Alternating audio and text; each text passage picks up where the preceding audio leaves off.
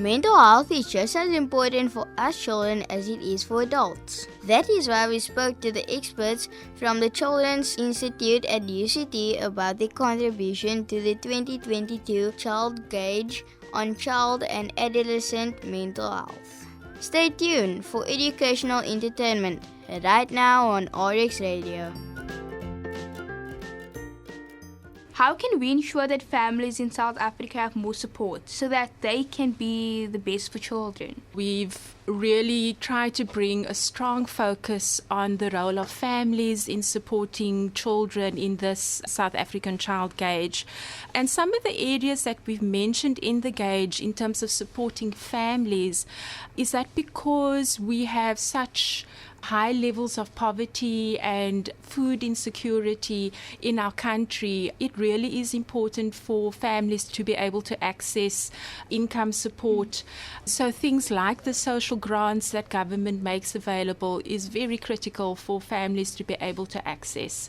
And for example, the child support grant is quite widely available, and children under the age of 18 that meet a certain income level are eligible for that grant. And so we really want families to have knowledge of the grant, so to be able to know how to access the grant and where they can go to get the grant is really important. And it's vital that community organizations and NGOs have that information available and is able to share that information with families. We really want to also emphasize that, parenting can be really challenging under the best of circumstances. And what we would want families to have access to as well is parenting programs and the opportunity to receive information about how parents can be improving their relationships with their children. And I think that's really important, especially when children may be facing mental health concerns. They may be struggling with depression or anxiety.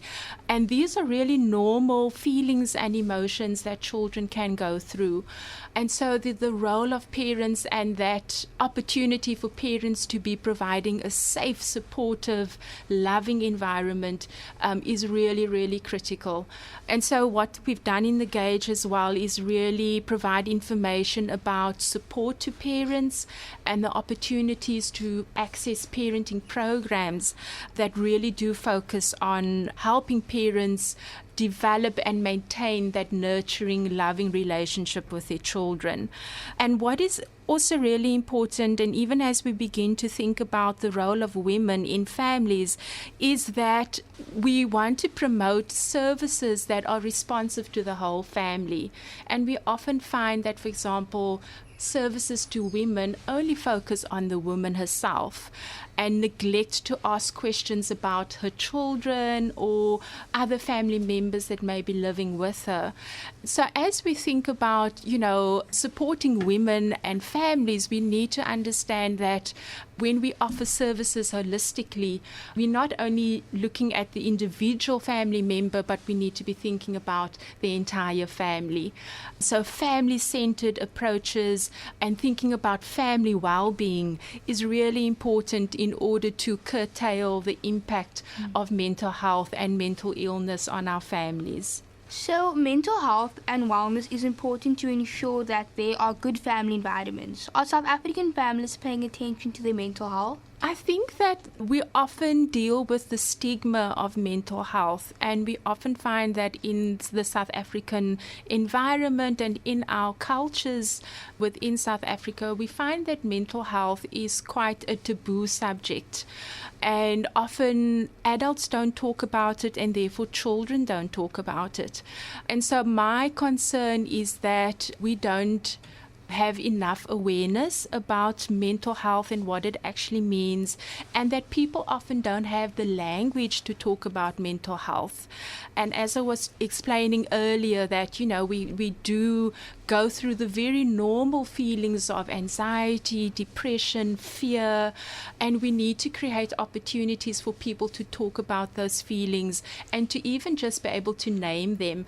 I work, and my research interest is really on young children. And in that area of work, I often find young children don't know how to name their feelings. And so just being able to say, I feel afraid or I feel sad is something that's quite difficult for children. And I think even, as I said, adults themselves struggle to name and to be able to talk about their emotions. So to come back to your question, I think that mental health is still quite hidden.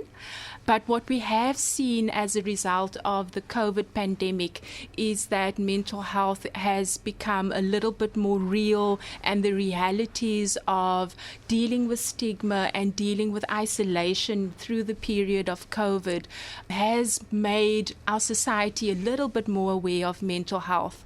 And so we're hoping that riding on that, on the impact of COVID, there may be an opportunity to pick up on what does mental health mean and how are people really dealing with it. Thank you for listening to this interview on 2022 Child Gauge on Child and Adolescent Mental Health. We hope that you learned something new about the importance of taking care of our mental health. This was put together by RX Radio, a radio station by and for children at Red Cross War Memorial Children's Hospital. If you'd like to find out more about the Child Gauge interviews, visit our YouTube channel or head over to the Children's Institute website at www.ci.uct.ac.za. That's www.ci.uct.ac.za. RX Radio by and for children.